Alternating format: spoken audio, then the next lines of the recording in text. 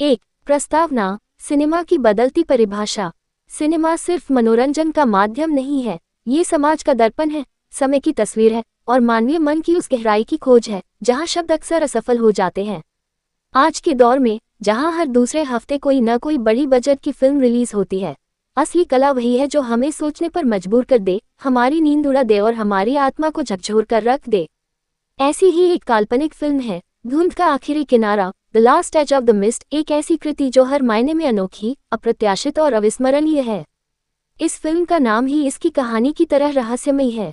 धुंध शायद हमारे भ्रम, हमारी अनिश्चितताओं और उस अज्ञात का प्रतीक है जिसे हम जीवन में ढूंढते हैं, और आखिरी किनारा उस मोड़ को दर्शाता है जहां हर सवाल का जवाब या तो मिल जाता है या फिर हमेशा के लिए खो जाता है। ये फिल्म न तो किसी बड़े स्टूडियो का बनावटी प्रोजेक्ट है, न ही किसी सितारे को ग्लैमराइज करने की कोशिश। यह एक कलाकार की आत्मा है जिसे फिल्म के रूप में ढाला गया है। आइए इस यात्रा पर चलते हैं और इस अनोखी फिल्म के हर पहलू को बारीकी से समझते हैं। कहानी, किरदार, संगीत, छायांकन, निर्देशन और वह गहरा संदेश जो ये हमें देती है। योजक चिन्ह, योजक चिन्ह, योजक चिन्ह। 2 कहानी। एक सपने जैसा सत्य बिना स्पॉइलर के। धुंध का आखिरी किनारा एक ऐसे गांव में सेट है जो किसी भी नक्शे पर नहीं है। ये गांव हरे भरे जंगलों, नीली पहाड़ियों और एक झील के किनारे बसा है जिसे लोग भूल भुलैया झील कहते हैं। इस गांव का एक अजीब नियम है, हर साल जब सर्दियां अपने चरम पर होती हैं तो एक रात पूरा गांव कोहरे में गायब हो जाता है, बिल्कुल वैसे ही जैसे कभी था ही नहीं। अगली सुबह सब कुछ वापस आ जाता है, लेकिन एक व्यक्ति अवश्य गायब हो जाता है बिना कोई निशान छोड़े। फिल्म की केंद्रीय पात्र है आरोही, मुख्य अभिनेत्री एक 28 वर्षीय पुस्तकालय अध्यक्ष जो अपनी दिवंगत मां की डायरी में इस गांव का जिक्र पढ़कर वहां आती है। उसे पता चलता है कि उसकी मां भी एक बार इस गांव की निवासी थी और वह भी रहस्यमयी परिस्थितियों में लापता हुई थी।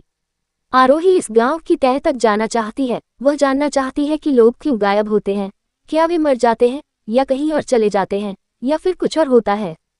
गांव के लोग आरोही को बहुत संदेह की नज़र से देखते हैं। यहाँ का मुखिया बाबा मोहन एक दमदार सहायक अभिनेता, एक रहस्यमयी और कड़क स्वभाव का व्यक्ति है जो किसी को भी धुंध के बारे में सवाल पूछने से मना करता है।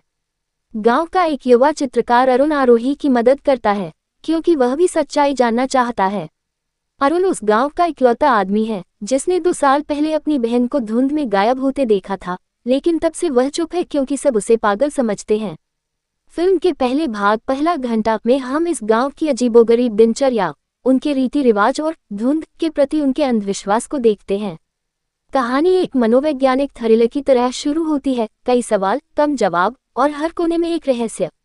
दूसरे भाग, मध्यांतर के बाद फिल्म पूरी तरह से पलट जाती है। हमें पता चलता है कि धुंध कोई प्राकृतिक घटना नहीं है, बल्कि वह समय की दरार है, एक ऐसा पोर्टल जो इस दुनिया को एक समानांतर ब्रह्मांड से जोड़ता है जहां हर इंसान का एक दूसरा संस्करण, ऑल्टरनेट वर्जन मौजूद है। गायब होने वाले लोग दरअसल खुद ही चुनते हैं कि वे दूसरी दुनिया में रहना चाहते हैं, क्योंकि वहां उन्हें वह जीवन मिलता है जो वे चाहते थे, लेकिन इसकी कीमत होती है कि उन्हें अपनी इस दुनिया की हर याद मिटानी पड़ती है।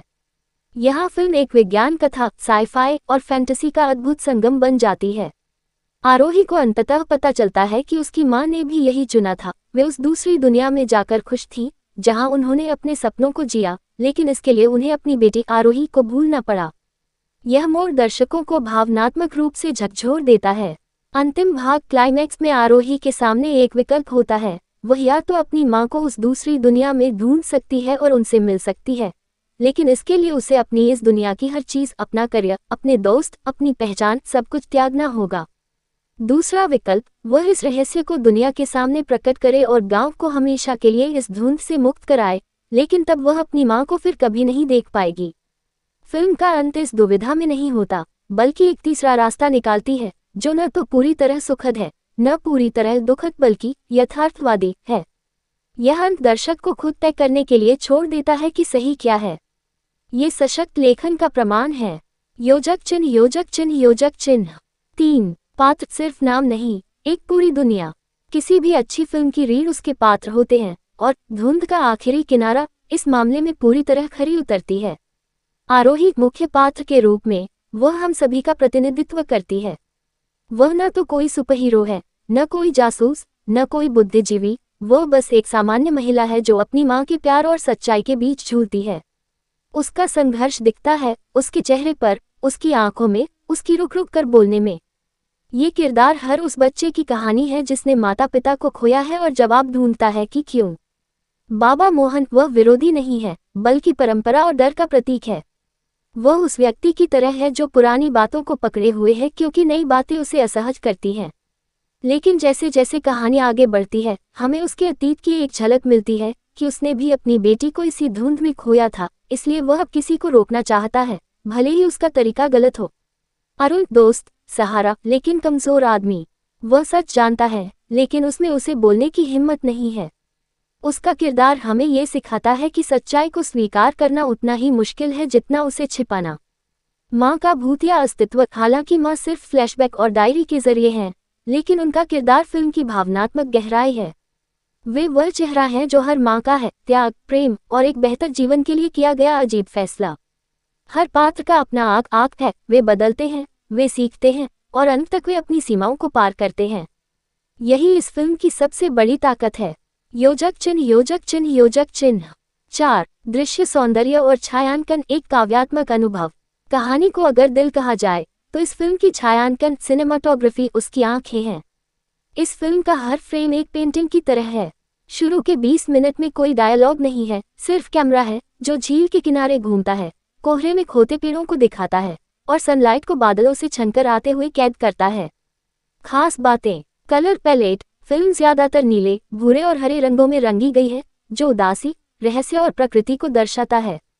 जब भी धुंध आती है, रंग हल्के सफेद और सुनहरे हो जाते हैं, मानो कोई जादू ही पलाने वाला हो। एंगल्स, कई सीन लो एंगल, नीचे से ऊपर शूट किए गए हैं, जो पात्रों को बड़ा और भयावह दिखाते हैं, जबकि क्लोजअप में आरोही की आंखों में हम पूरा समुद्र देख सकते हैं, उसकी बेचैनी, उसकी उम्मीद, उसका डर। धुंध का इस्तेमाल, यहाँ धुंध केवल एक मौसम नहीं है, यह एक चरित्र है।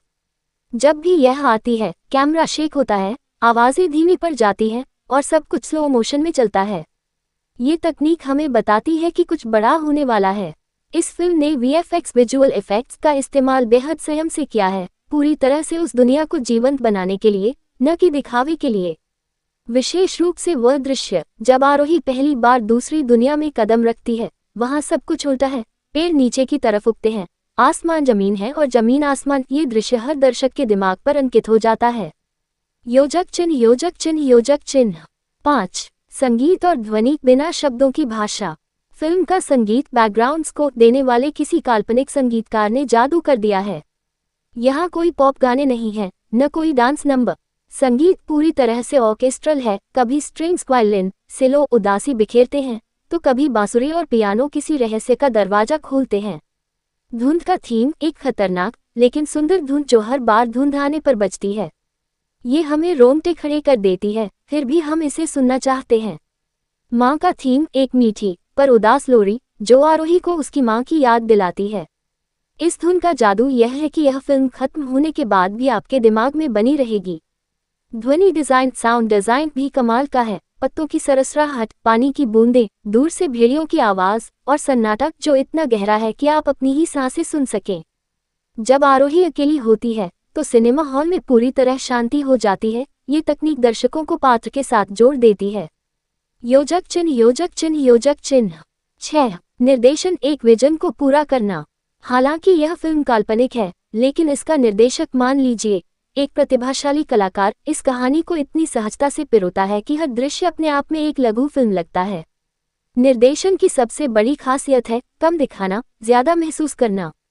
वे दर्शकों को कभी नहीं बताते कि क्या सही है और क्या गलत। वे सिर्फ दिखाते हैं और आपको फैसला करने देते हैं। एक्शन की बजाय इमोशन पर फोकस। कोई बड़ी लड़ाई नहीं, कोई कार चेज नहीं, लेकिन एक माँ की डायरी पढ़ते हुए आरोही का टूटना। ये दृश्य 7 मिनट का है और इसमें एक भी डायलॉग नहीं, लेकिन आपको रोने पर मजबूर कर देगा। निर्देशक ने ग्रामीण भारत की खूबसूरती को विज्ञान कथा, साई-फाई के साथ ऐसे मिलाया है जैसे गांव का कच्चा घर और अंतरिक्ष का पोर्टल एक ही सिक्के के दो पहलू हों। यह मेल अब तक किसी ने नहीं दिखाया। योजक चिन्ह, योजक चिन्ह, योजक चिन्ह। 7. संवाद, सरल पर गहरे। इस फिल्म के संवाद बेहद सधे हुए हैं। कोई भी डायलॉग फालतू नहीं है। ये संवाद जीवन के बड़े सवाल उठाते हैं, मसलन धुंध सिर्फ नजरें नहीं छीनती बेटा, यह अपने साथ वो सब कुछ ले जाती है जो तुम सोचते हो कि तुम हो। बाबा मोहन। अगर तुम किसी से प्यार करते हो तो उसे भूलना नहीं सीखना चाहिए, बल्कि उसके बिना रहना सीखना चाहिए। आरोही अपनी डायरी में लिखती है, हर खोई हुई चीज कहीं न कहीं मिल जाती है, बस ढूंढने का नजरिया बदलना पड़ता है। अरुण। ये संवाद न केवल कहानी को आगे बढ़ाते हैं, बल्कि दर्शक के दिल में एक गांठ बांध देते हैं, जो फिल्म खत्म होने के बाद धीरे धीरे खुलती है। योजक चिन्ह, योजक चिन्ह, योजक चिन्ह। 8। फिल्म का संदेश क्या जीवन है, क्या प्रेम है, क्या त्याग है। अगर कोई फिल्म महज 2.5 घंटे में आपको जीवन का एक बड़ा पाठ पढ़ा दे, तो वह सिर्फ मनोरंजन नहीं बल्कि दर्शन हो जाती है। धुंध का आखिरी किनारा कई संदेश देती है। 1। विकल्प और परिणाम। हर हमारा निर्णय हमें एक नई दुनिया में ले जाता है, लेकिन उसकी कीमत हमें चुकानी पड़ती है। फिल्म यह नहीं कहती कि कौन सा विकल्प सही है, बल्कि यह कहती है जो चुनो पूरे दिल से चुनो। 2। मातृत्व और बचपन। माँ का प्यार त्याग के बिना अधूरा है, लेकिन क्या माँ को अपने बच्चे को छोड़ने का हक है, अगर वह उससे खुश रह सके? ये सवाल फिल्म खुला छोड़ देती है। 3। यथार्थ vs सपना। क्या सपनों की दुनिया में जाना भागना है या जीने की एक कला? ये फिल्म कहती है दोनों ही यथार्थ हैं, बस नजरिया अलग है। 4। समय की सीमा। हम सब समय के कैदी हैं, लेकिन धुंध उस कैद से मुक्ति का प्रतीक है। यानी असली आज़ादी तब है जब तुम अपने अतीत से जुड़े रहो, लेकिन उसमें बंधे नहीं। सबसे खास बात, ये फिल्म आपको कोई स्टीरियोटाइप नहीं बेचती। इसमें कोई खलनायक नहीं, कोई हीरोइन नहीं, बल्कि इंसान है जो गलतियां करते हैं, सीखते हैं और फिर भी प्यार करते हैं। योजक चिन्ह, योजक चिन्ह, योजक चिन्ह। 9। कमियां। क्या सब कुछ परफेक्ट है? शायद नहीं। किसी भी काल्पनिक रिव्यू में निष्पक्षता जरूरी है, इसलिए कुछ खामियां भी हैं। गति, पेसिंग। पहले 30 मिनट बेहद स्लो हैं। कुछ दर्शक बोर हो सकते हैं क्योंकि बहुत कम डायलॉग है और ज्यादातर विजुअल कहानी कहते हैं। यह आर्ट हाउस फिल्मों की आदत रखने वालों के लिए तो ठीक है, लेकिन आम दर्शक को यह भारी लग सकता है। अधूरे जवाब। फिल्म कुछ रहस्यों को सुलझाती नहीं, जैसे वह दूसरी दुनिया कहाँ है और वहां जाने के और क्या नियम हैं। सीक्वल की गुंजाइश बनाते हुए निर्देशक ने जानबूझकर कुछ सवाल खुले छोड़े। साइंस बनाम फीलिंग्स। विज्ञान कथा के शौकीनों को यह फिल्म थोड़ी ज्यादा भावुक लग सकती है, क्योंकि यह टाइम ट्रेवल के टेक्निकल पहलुओं को नज़रअंदाज करती है और पूरी तरह इमोशन पर फोकस करती है। इन कमियों के बावजूद फिल्म अपनी दमदार कहानी, बेहतरीन परफॉर्मेंस और अविस्मरणीय दृश्यों के कारण इन सब पर हावी हो जाती है। योजक चिन्ह, योजक चिन्ह, योजक चिन्ह। 10। प्रदर्शन। अगर काल्पनिक अभिनय की बात करें, मान लीजिए इस फिल्म में एक बेहतरीन अभिनेत्री ने आरोही का रोल निभाया है। वह अपने चेहरे के हाव भाव से पूरी कहानी कह देती है। रोते हुए एक ही आंसू का बहना, उसका हाथों का कांपना और अंतिम दृश्य में उसकी आंखों में दिखता संतोष, ये सब कुछ किसी भी एक्टिंग स्कूल का पाठ्यक्रम हो सकता है। बाबा मोहन के किरदार में एक वयोवृद्ध अभिनेता ने स्वयं से काम किया है। वो चिल्लाते कम, गहरी आंखों से देखते ज्यादा। और अरुण का किरदार इतना नेचुरल है कि आप उसे भूल ही जाते हैं कि वह स्क्रीन पर है, वह तो बस वहां है, सांस ले रहा है। योजक चिन्ह, योजक चिन्ह, योजक चिन्ह। 11। तुलनात्मक परिप्रेक्ष्य। जानबूझकर किसी से तुलना नहीं। ये फिल्म किसी इंटरस्टेलर या टेनेट की नकल नहीं है, हालांकि इसमें समय और आयामों का खेल है। ये कहीं से भी भारतीय सिनेमा की पारंपरिक फिल्म नहीं है। इसमें कोई इंटरवल ब्लॉकबस्टर सीन नहीं, कोई आइटम गाना नहीं, कोई हीरो का एंट्री डायलॉग नहीं। यह एक मूड फिल्म है जो आपको सोचने पर मजबूर करती है और फिल्म खत्म होने के बाद भी आप उसकी दुनिया में जीते हैं। योजक चिन्ह, योजक चिन्ह, योजक चिन्ह। 12। समाप्ति। एक शानदार सफर का अंत। जैसे ही फिल्म समाप्त होती है, अंतिम शॉट में आरोही झील के किनारे बैठी होती है, अकेली लेकिन शांत। कोहरा नहीं है, धुंध नहीं है, सिर्फ साफ नीला आसमान है। वह मुस्कुराती है, एक ऐसी मुस्कान जो कहती है मुझे जवाब नहीं मिले, लेकिन मुझे अपनी माँ मिल गई कहीं न कहीं, किसी रूप में। कैमरा बैक हो जाता है, हम पूरी झील को देखते हैं और फिर स्क्रीन ब्लैक हो जाती है। पर्दे पर एक पंक्ति आती है, धुंध कभी खत्म नहीं होती, बस हम उसे देखना भूल जाते हैं। योजक चिन्ह, योजक चिन्ह, योजक चिन्ह। 13। निष्कर्ष। क्या ये फिल्म देखना चाहिए? हाँ, बिना किसी संदेह के, कम से कम उन सभी को जो सिनेमा को सिर्फ एंटरटेनमेंट की बजाय अनुभव मानते हैं। अगर आप 3000 शब्दों की इस काल्पनिक समीक्षा के अंत तक आ गए हैं, तो इसका मतलब है कि आपको गहरी कहानियां पसंद हैं। ये फिल्म आपके दिमाग में नए सवाल पैदा करेगी, आपके दिल को छू जाएगी और आपको यह एहसास दिलाएगी कि सिनेमा सिर्फ देखने के लिए नहीं, महसूस करने के लिए है। योजक चिन्ह योजक चिन्ह योजक चिन्ह। 1. प्रस्तावना। सिनेमा की बदलती परिभाषा। सिनेमा सिर्फ मनोरंजन का माध्यम नहीं है, ये समाज का दर्पण है, समय की तस्वीर है और मानवीय मन की उस गहराई की खोज है जहां शब्द अक्सर असफल हो जाते हैं। आज के दौर में जहां हर दूसरे हफ्ते कोई न कोई बड़ी बजट की फिल्म रिलीज होती है, असली कला वही है जो हमें सोचने पर मजबूर कर दे, हमारी नींद उड़ा दे और हमारी आत्मा को झकझोर कर रख दे। ऐसी ही एक काल्पनिक फिल्म है धुंध का आखिरी किनारा, the last edge of the mist, एक ऐसी कृति जो हर मायने में अनोखी, अप्रत्याशित और अविस्मरणीय है। इस फिल्म का नाम ही इसकी कहानी की तरह रहस्यमयी है। धुंध शायद हमारे भ्रम, हमारी अनिश्चितताओं और उस अज्ञात का प्रतीक है जिसे हम जीवन में ढूंढते हैं, और आखिरी किनारा उस मोड़ को दर्शाता है जहां हर सवाल का जवाब या तो मिल जाता है या फिर हमेशा के लिए खो जाता है। ये फिल्म न तो किसी बड़े स्टूडियो का बनावटी प्रोजेक्ट है, न ही किसी सितारे को ग्लैमराइज करने की कोशिश। यह एक कलाकार की आत्मा है जिसे फिल्म के रूप में ढाला गया है। आइए इस यात्रा पर चलते हैं और इस अनोखी फिल्म के हर पहलू को बारीकी से समझते हैं। कहानी, किरदार, संगीत, छायांकन, निर्देशन और वह गहरा संदेश जो ये हमें देती है। योजक चिन्ह योजक चिन्ह योजक चिन्ह। 2. कहानी। एक सपने जैसा सत्य बिना स्पॉइलर के। धुंध का आखिरी किनारा एक ऐसे गांव में सेट है जो किसी भी नक्शे पर नहीं है। ये गांव हरे भरे जंगलों, नीली पहाड़ियों और एक झील के किनारे बसा है जिसे लोग भूल भुलैया झील कहते हैं। इस गांव का एक अजीब नियम है, हर साल जब सर्दियां अपने चरम पर होती हैं तो एक रात पूरा गांव कोहरे में गायब हो जाता है, बिल्कुल वैसे ही जैसे कभी था ही नहीं। अगली सुबह सब कुछ वापस आ जाता है, लेकिन एक व्यक्ति अवश्य गायब हो जाता है बिना कोई निशान छोड़े। फिल्म की केंद्रीय पात्र है आरोही, मुख्य अभिनेत्री एक 28 वर्षीय पुस्तकालय अध्यक्ष जो अपनी दिवंगत मां की डायरी में इस गांव का जिक्र पढ़कर वहां आती है। उसे पता चलता है कि उसकी मां भी एक बार इस गांव की निवासी थी और वह भी रहस्यमयी परिस्थितियों में लापता हुई थी। आरोही इस गांव की तह तक जाना चाहती है, वह जानना चाहती है कि लोग क्यों गायब होते हैं, क्या वे मर जाते हैं या कहीं और चले जाते हैं या फिर कुछ और होता है। गांव के लोग आरोही को बहुत संदेह की नज़र से देखते हैं। यहाँ का मुखिया बाबा मोहन एक दमदार सहायक अभिनेता, एक रहस्यमयी और कड़क स्वभाव का व्यक्ति है जो किसी को भी धुंध के बारे में सवाल पूछने से मना करता है। गांव का एक युवा चित्रकार अरुण आरोही की मदद करता है क्योंकि वह भी सच्चाई जानना चाहता है। अरुण उस गांव का इकलौता आदमी है जिसने 2 साल पहले अपनी बहन को धुंध में गायब होते देखा था, लेकिन तब से वह चुप है क्योंकि सब उसे पागल समझते हैं। फिल्म के पहले भाग, पहला घंटा में हम इस गांव की अजीबोगरीब दिनचर्या, उनके रीति रिवाज और धुंध के प्रति उनके अंधविश्वास को देखते हैं। कहानी एक मनोवैज्ञानिक थ्रिलर की तरह शुरू होती है, कई सवाल, कम जवाब और हर कोने में एक रहस्य। दूसरे भाग, मध्यांतर के बाद फिल्म पूरी तरह से पलट जाती है।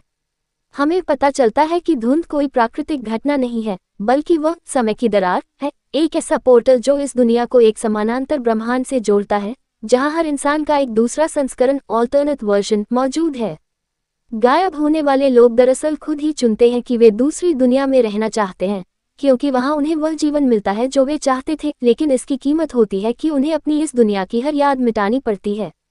यहाँ फिल्म एक विज्ञान कथा, साइफाई और फैंटेसी का अद्भुत संगम बन जाती है। आरोही को अंततः पता चलता है कि उसकी मां ने भी यही चुना था। वे उस दूसरी दुनिया में जाकर खुश थी जहां उन्होंने अपने सपनों को जिया, लेकिन इसके लिए उन्हें अपनी बेटी आरोही को भूलना पड़ा। यह मोड़ दर्शकों को भावनात्मक रूप से झकझोर देता है। अंतिम भाग, क्लाइमैक्स में आरोही के सामने एक विकल्प होता है, वह या तो अपनी मां को उस दूसरी दुनिया में ढूंढ सकती है और उनसे मिल सकती है, लेकिन इसके लिए उसे अपनी इस दुनिया की हर चीज, अपना करियर, अपने दोस्त, अपनी पहचान, सब कुछ त्यागना होगा। दूसरा विकल्प, वह इस रहस्य को दुनिया के सामने प्रकट करे और गांव को हमेशा के लिए इस धुंध से मुक्त कराए, लेकिन तब वह अपनी मां को फिर कभी नहीं देख पाएगी। फिल्म का अंत इस दुविधा में नहीं होता, बल्कि एक तीसरा रास्ता निकालती है जो न तो पूरी तरह सुखद है, न पूरी तरह दुखद, बल्कि यथार्थवादी है। यह अंत दर्शक को खुद तय करने के लिए छोड़ देता है कि सही क्या है। ये सशक्त लेखन का प्रमाण है। योजक चिन्ह योजक चिन्ह योजक चिन्ह। 3. पात्र सिर्फ नाम नहीं, एक पूरी दुनिया। किसी भी अच्छी फिल्म की रीढ़ उसके पात्र होते हैं, और धुंध का आखिरी किनारा इस मामले में पूरी तरह खरी उतरती है। आरोही मुख्य पात्र के रूप में वह हम सभी का प्रतिनिधित्व करती है। वह न तो कोई सुपर हीरो है, न कोई जासूस, न कोई बुद्धिजीवी, वह बस एक सामान्य महिला है जो अपनी माँ के प्यार और सच्चाई के बीच झूलती है। उसका संघर्ष दिखता है उसके चेहरे पर, उसकी आंखों में, उसकी रुक रुक कर बोलने में। ये किरदार हर उस बच्चे की कहानी है जिसने माता पिता को खोया है और जवाब ढूंढता है कि क्यों। बाबा मोहन वह विरोधी नहीं है, बल्कि परंपरा और डर का प्रतीक है। वह उस व्यक्ति की तरह है जो पुरानी बातों को पकड़े हुए है क्योंकि नई बातें उसे असहज करती हैं। लेकिन जैसे जैसे कहानी आगे बढ़ती है, हमें उसके अतीत की एक झलक मिलती है कि उसने भी अपनी बेटी को इसी धुंध में खोया था, इसलिए वह अब किसी को रोकना चाहता है, भले ही उसका तरीका गलत हो। अरुण दोस्त, सहारा, लेकिन कमजोर आदमी। वह सच जानता है, लेकिन उसमें उसे बोलने की हिम्मत नहीं है। उसका किरदार हमें ये सिखाता है कि सच्चाई को स्वीकार करना उतना ही मुश्किल है जितना उसे छिपाना। माँ का भूतिया अस्तित्व, हालांकि माँ सिर्फ फ्लैशबैक और डायरी के जरिए हैं, लेकिन उनका किरदार फिल्म की भावनात्मक गहराई है। वे वह चेहरा है जो हर माँ का है, त्याग, प्रेम और एक बेहतर जीवन के लिए किया गया अजीब फैसला। हर पात्र का अपना आँख है, वे बदलते हैं, वे सीखते हैं और अंत तक वे अपनी सीमाओं को पार करते हैं। यही इस फिल्म की सबसे बड़ी ताकत है। योजक चिन्ह, योजक चिन्ह, योजक चिन्ह। 4. दृश्य सौंदर्य और छायांकन, एक काव्यात्मक अनुभव। कहानी को अगर दिल कहा जाए तो इस फिल्म की छायांकन, सिनेमाटोग्राफी उसकी आंखें हैं। इस फिल्म का हर फ्रेम एक पेंटिंग की तरह है। शुरू के 20 मिनट में कोई डायलॉग नहीं है, सिर्फ कैमरा है जो झील के किनारे घूमता है, कोहरे में खोते पेड़ों को दिखाता है और सनलाइट को बादलों से छनकर आते हुए कैद करता है। खास बातें। कलर पैलेट, फिल्म ज्यादातर नीले, भूरे और हरे रंगों में रंगी गई है, जो उदासी, रहस्य और प्रकृति को दर्शाता है। जब भी धुंध आती है, रंग हल्के सफेद और सुनहरे हो जाते हैं, मानो कोई जादू ही पलाने वाला हो। एंगल्स, कई सीन लो एंगल, नीचे से ऊपर शूट किए गए हैं, जो पात्रों को बड़ा और भयावह दिखाते हैं, जबकि क्लोजअप में आरोही की आंखों में हम पूरा समुद्र देख सकते हैं, उसकी बेचैनी, उसकी उम्मीद, उसका डर। धुंध का इस्तेमाल, यहाँ धुंध केवल एक मौसम नहीं है, यह एक चरित्र है। जब भी यह आती है, कैमरा शेक होता है, आवाजें धीमी पड़ जाती हैं और सब कुछ स्लो मोशन में चलता है। ये तकनीक हमें बताती है कि कुछ बड़ा होने वाला है। इस फिल्म ने वीएफएक्स, विजुअल इफेक्ट्स का इस्तेमाल बेहद संयम से किया है, पूरी तरह से उस दुनिया को जीवंत बनाने के लिए, न कि दिखावे के लिए। विशेष रूप से वह दृश्य जब आरोही पहली बार दूसरी दुनिया में कदम रखती है, वहाँ सब कुछ उल्टा है। पेड़ नीचे की तरफ उगते हैं, आसमान जमीन है और जमीन आसमान। ये दृश्य हर दर्शक के दिमाग पर अंकित हो जाता है। योजक चिन्ह, योजक चिन्ह, योजक चिन्ह। 5. संगीत और ध्वनि, बिना शब्दों की भाषा। फिल्म का संगीत बैकग्राउंड स्कोर देने वाले किसी काल्पनिक संगीतकार ने जादू कर दिया है। यहाँ कोई पॉप गाने नहीं हैं, न कोई डांस नंबर। संगीत पूरी तरह से ऑर्केस्ट्रल है, कभी स्ट्रिंग्स, वायलिन, सेलो उदासी बिखेरते हैं, तो कभी बांसुरी और पियानो किसी रहस्य का दरवाजा खोलते हैं। धुंध का थीम, एक खतरनाक लेकिन सुंदर धुंध जो हर बार धुंध आने पर बजती है। ये हमें रोंगटे खड़े कर देती है, फिर भी हम इसे सुनना चाहते हैं। माँ का थीम, एक मीठी पर उदास लोरी जो आरोही को उसकी माँ की याद दिलाती है। इस धुन का जादू यह है कि यह फिल्म खत्म होने के बाद भी आपके दिमाग में बनी रहेगी। ध्वनि डिजाइन, साउंड डिजाइन भी कमाल का है। पत्तों की सरसराहट, पानी की बूंदें, दूर से भेड़ियों की आवाज और सन्नाटा जो इतना गहरा है कि आप अपनी ही सांसें सुन सकें। जब आरोही अकेली होती है तो सिनेमा हॉल में पूरी तरह शांति हो जाती है। ये तकनीक दर्शकों को पात्र के साथ जोड़ देती है। योजक चिन्ह, योजक चिन्ह, योजक चिन्ह। 6. निर्देशन, एक विजन को पूरा करना। हालांकि यह फिल्म काल्पनिक है, लेकिन इसका निर्देशक, मान लीजिए, एक प्रतिभाशाली कलाकार, इस कहानी को इतनी सहजता से पिरोता है कि हर दृश्य अपने आप में एक लघु फिल्म लगता है। निर्देशन की सबसे बड़ी खासियत है कम दिखाना, ज्यादा महसूस करना। वे दर्शकों को कभी नहीं बताते कि क्या सही है और क्या गलत।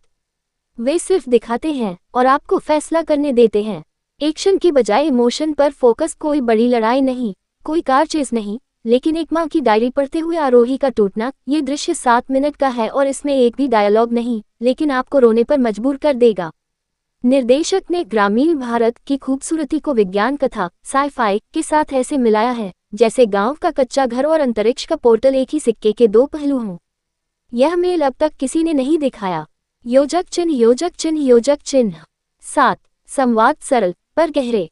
इस फिल्म के संवाद बेहद सधे हुए हैं। कोई भी डायलॉग फालतू नहीं है। ये संवाद जीवन के बड़े सवाल उठाते हैं। मसलन, धुंध सिर्फ नजरें नहीं छीनती बेटा, यह अपने साथ वो सब कुछ ले जाती है जो तुम सोचते हो कि तुम हो। बाबा मोहन। अगर तुम किसी से प्यार करते हो तो उसे भूलना नहीं सीखना चाहिए, बल्कि उसके बिना रहना सीखना चाहिए। आरोही अपनी डायरी में लिखती है, हर खोई हुई चीज कहीं न कहीं मिल जाती है, बस ढूंढने का नजरिया बदलना पड़ता है। अरुण। ये संवाद न केवल कहानी को आगे बढ़ाते हैं, बल्कि दर्शक के दिल में एक गांठ बांध देते हैं, जो फिल्म खत्म होने के बाद धीरे धीरे खुलती है। योजक चिन्ह, योजक चिन्ह, योजक चिन्ह। 8। फिल्म का संदेश क्या जीवन है, क्या प्रेम है, क्या त्याग है। अगर कोई फिल्म महज 2.5 घंटे में आपको जीवन का एक बड़ा पाठ पढ़ा दे, तो वह सिर्फ मनोरंजन नहीं, बल्कि दर्शन हो जाती है। धुंध का आखिरी किनारा कई संदेश देती है। 1। विकल्प और परिणाम। हर हमारा निर्णय हमें एक नई दुनिया में ले जाता है, लेकिन उसकी कीमत हमें चुकानी पड़ती है। फिल्म यह नहीं कहती कि कौन सा विकल्प सही है, बल्कि यह कहती है, जो चुनो पूरे दिल से चुनो। 2। मातृत्व और बचपन। माँ का प्यार त्याग के बिना अधूरा है, लेकिन क्या माँ को अपने बच्चे को छोड़ने का हक है, अगर वह उससे खुश रह सके? ये सवाल फिल्म खुला छोड़ देती है। 3। यथार्थ vs सपना। क्या सपनों की दुनिया में जाना भागना है या जीने की एक कला? ये फिल्म कहती है, दोनों ही यथार्थ हैं, बस नजरिया अलग है। 4। समय की सीमा। हम सब समय के कैदी हैं, लेकिन धुंध उस कैद से मुक्ति का प्रतीक है। यानी असली आज़ादी तब है जब तुम अपने अतीत से जुड़े रहो, लेकिन उसमें बंधे नहीं। सबसे खास बात, ये फिल्म आपको कोई स्टीरियोटाइप नहीं बेचती। इसमें कोई खलनायक नहीं, कोई हीरोइन नहीं, बल्कि इंसान है जो गलतियां करते हैं, सीखते हैं और फिर भी प्यार करते हैं।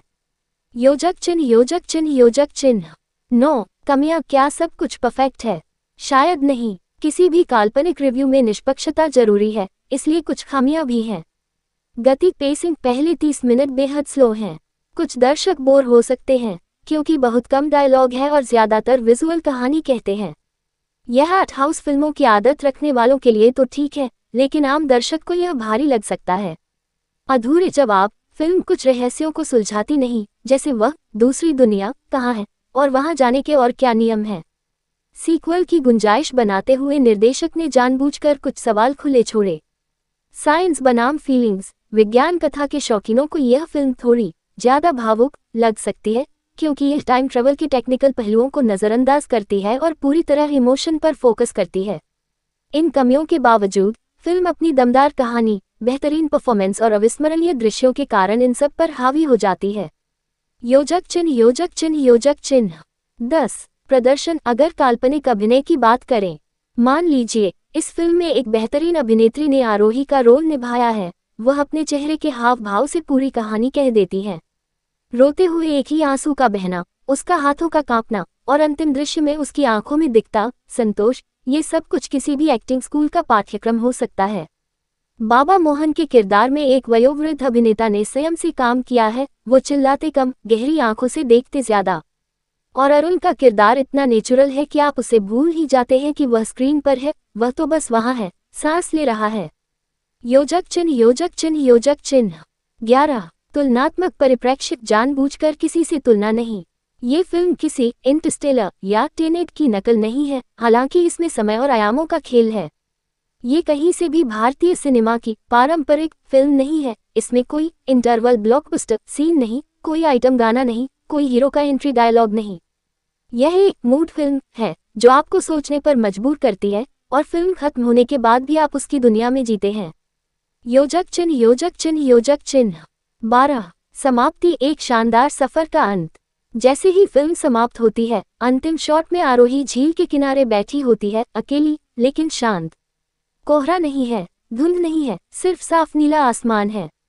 वह मुस्कुराती है, एक ऐसी मुस्कान जो कहती है, मुझे जवाब नहीं मिले, लेकिन मुझे अपनी माँ मिल गई कहीं न कहीं, किसी रूप में। कैमरा बैक हो जाता है, हम पूरी झील को देखते हैं और फिर स्क्रीन ब्लैक हो जाती है। पर्दे पर एक पंक्ति आती है, धुंध कभी खत्म नहीं होती, बस हम उसे देखना भूल जाते हैं। योजक चिन्ह, योजक चिन्ह, योजक चिन्ह। 13। निष्कर्ष। क्या ये फिल्म देखना चाहिए?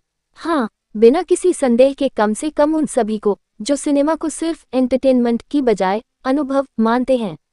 अगर आप 3000 शब्दों की इस काल्पनिक समीक्षा के अंत तक आ गए हैं, तो इसका मतलब है कि आपको गहरी कहानियां पसंद हैं। ये फिल्म आपके दिमाग में नए सवाल पैदा करेगी, आपके दिल को छू जाएगी और आपको यह एहसास दिलाएगी कि सिनेमा सिर्फ देखने के लिए नहीं, महसूस करने के लिए है। योजक चिन्ह योजक चिन्ह योजक चिन्ह। 1. प्रस्तावना। सिनेमा की बदलती परिभाषा। सिनेमा सिर्फ मनोरंजन का माध्यम नहीं है, ये समाज का दर्पण है, समय की तस्वीर है और मानवीय मन की उस गहराई की खोज है जहां शब्द अक्सर असफल हो जाते हैं। आज के दौर में जहां हर दूसरे हफ्ते कोई न कोई बड़ी बजट की फिल्म रिलीज होती है, असली कला वही है जो हमें सोचने पर मजबूर कर दे, हमारी नींद उड़ा दे और हमारी आत्मा को झकझोर कर रख दे। ऐसी ही एक काल्पनिक फिल्म है धुंध का आखिरी किनारा, the last edge of the mist. एक ऐसी कृति जो हर मायने में अनोखी, अप्रत्याशित और अविस्मरणीय है। इस फिल्म का नाम ही इसकी कहानी की तरह रहस्यमयी है। धुंध शायद हमारे भ्रम, हमारी अनिश्चितताओं और उस अज्ञात का प्रतीक है जिसे हम जीवन में ढूंढते हैं, और आखिरी किनारा उस मोड़ को दर्शाता है जहां हर सवाल का जवाब या तो मिल जाता है या फिर हमेशा के लिए खो जाता है। ये फिल्म न तो किसी बड़े स्टूडियो का बनावटी प्रोजेक्ट है, न ही किसी सितारे को ग्लैमराइज करने की कोशिश। यह एक कलाकार की आत्मा है जिसे फिल्म के रूप में ढाला गया है। आइए इस यात्रा पर चलते हैं और इस अनोखी फिल्म के हर पहलू को बारीकी से समझते हैं। कहानी, किरदार, संगीत, छायांकन, निर्देशन और वह गहरा संदेश जो ये हमें देती है। योजक चिन्ह योजक चिन्ह योजक चिन्ह। 2. कहानी। एक सपने जैसा सत्य बिना स्पॉइलर के। धुंध का आखिरी किनारा एक ऐसे गांव में सेट है जो किसी भी नक्शे पर नहीं है। ये गांव हरे भरे जंगलों, नीली पहाड़ियों और एक झील के किनारे बसा है जिसे लोग भूल भुलैया झील कहते हैं। इस गांव का एक अजीब नियम है, हर साल जब सर्दियां अपने चरम पर होती हैं तो एक रात पूरा गांव कोहरे में गायब हो जाता है, बिल्कुल वैसे ही जैसे कभी था ही नहीं। अगली सुबह सब कुछ वापस आ जाता है, लेकिन एक व्यक्ति अवश्य गायब हो जाता है बिना कोई निशान छोड़े। फिल्म की केंद्रीय पात्र है आरोही, मुख्य अभिनेत्री एक 28 वर्षीय पुस्तकालय अध्यक्ष जो अपनी दिवंगत मां की डायरी में इस गांव का जिक्र पढ़कर वहां आती है।